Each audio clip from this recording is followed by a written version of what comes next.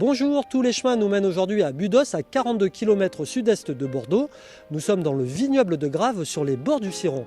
Alors il faut savoir qu'au Moyen-Âge, l'histoire de Budos se confond avec son château et sa seigneurie.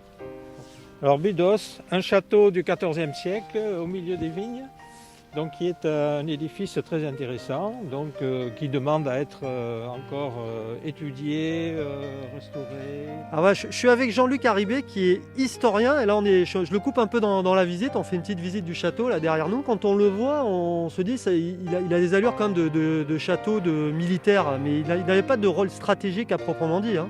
Non, quand on regarde déjà sa situation, il est à flanc de coteau. Donc le village est plus haut que le château, le village qui est là-bas est plus haut, mais il domine quand même la vallée du Ciron. Et lorsqu'on est sur les tours, on voit la vallée de la Garonne. On a les coteaux de la rive droite de la Garonne, on peut les voir. Donc c'est un château qui est quand même essentiellement, on va dire, avec un terme ostentatoire, donc, qui montre la puissance d'une famille à un moment donné. Quelles sont les caractéristiques de ce château ? Alors le château de Budos, c'est, on va dire, un château clémentin, donc issu de la famille du pape Clément V. Et il a un plan très régulier, c'est un rectangle avec une tour à chaque angle, puis une tour pour l'entrée. Donc vous voyez, on est sur quelque chose avec une géométrie rigoureuse. Et à l'intérieur il y avait une cour, bien entendu, qui était bordée par des logements. Donc il y avait un espace de logement très important. Bah écoutez, merci beaucoup pour la visite. Il y a des sources à Budos et une partie des sources de Budos alimentent 15% de Bordeaux. Et c'est vrai que depuis la fin du 19e siècle, Bordeaux, qui était en souffrance d'alimentation en eau, est venu acheminer l'eau depuis Budos par un aqueduc.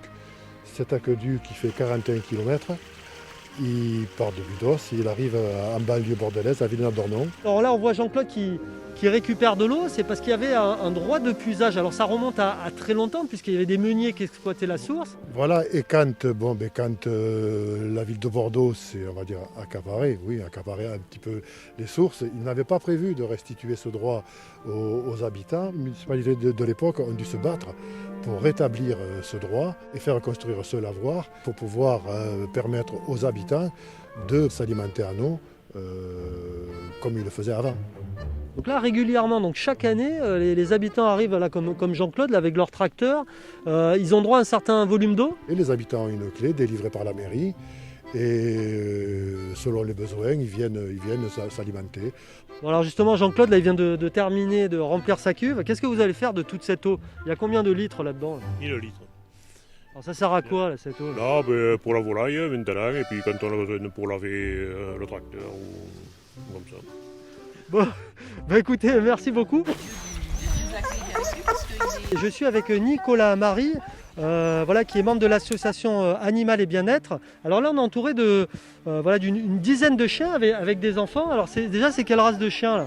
C'est des huskies sibériens et on a plusieurs races du coup présentes. On a donc le husky, le laika et l'Alaskan husky. Allez, c'est parti.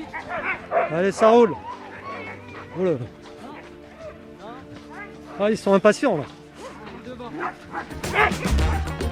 Vous voyez, donc si vous courez, le chien va se mettre à courir. Donc le but c'est de retenir la force du chien et d'accélérer juste en marchant pour contrôler sa puissance.